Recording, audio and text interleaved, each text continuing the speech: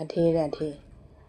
আজিকালি ল'ৰা ছোৱালীবিলাকে মাক দেউতাকৰ কথা বহুত কম শুনে। যোৱাকালি নহয়, পৰহি দিনাখন মোৰ তেনেকুৱা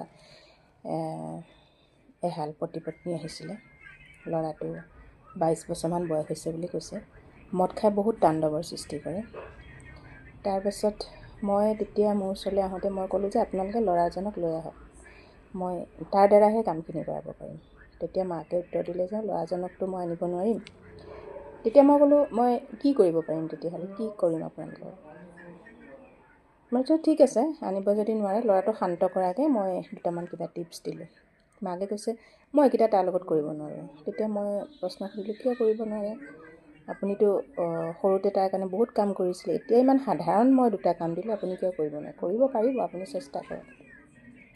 মাকে মোক উত্তৰ দিছে যে নাই, মই তাক বেয়া পাওঁ।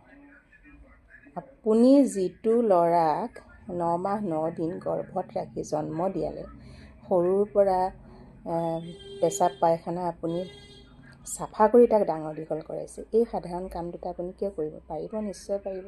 নহয়, মই তাক বেয়াই পাওঁ।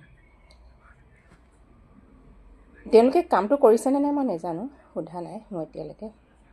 কিন্তু মই এইকাৰণেহে এইটো ক'বলৈ গৈছোঁ যে যিটো সন্তানক আমি ইমান লালন পালন কৰি ডাঙৰ দীঘল কৰোঁ, সেই সন্তানে আমাৰ কথা নুশুনে। কিয় নুশুনে? তাৰ গুৰিতে বহুত কিছুমান কথা আছে। আমি সৰুতে কি কৰিছিলোঁ সিহঁতে ভাল পোৱা বস্তুবিলাকক আমি দিছিলোঁ। যেনেকৈ ঘৰত কি কৰে মাক দেউতাকে, জেনেৰেলি বৰ্তমান যুগৰ কথা কৈছোঁ, যে সি কি খাই ভাল পায় সেইটোহে দিব।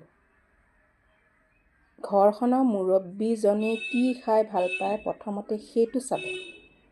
আগতে আমাক কি কৰিছিলে? দেউতাই যিটো ভাল পায় সেইটোহে আমাৰ ঘৰত বনায়, তেতিয়াহে আমি খাবলৈ পাওঁ। এতিয়া মাক দেউতাকে কি কৰে? ল'ৰাটোৱে যি ভাল পায়, ছোৱালীজনীয়ে যি ভাল পায় সেইটোহে আমাৰ ঘৰত বনায়। হয়নে নহয় কথাটো? আপোনালোকে চিন্তা কৰি চাব।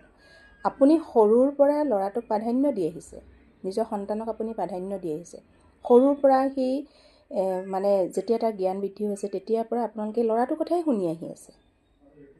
যিহেতুকে সৰুৰ পৰা এতিয়ালৈকে আপুনি ল'ৰাৰ কথাই শুনি আছে, আপোনাৰ যিহেতুকে ক্ৰমান্বয়ে বয়স বাঢ়ি গৈ আছে, আপুনি এতিয়াও ল'ৰাৰ কথাই শুনিব লাগিব।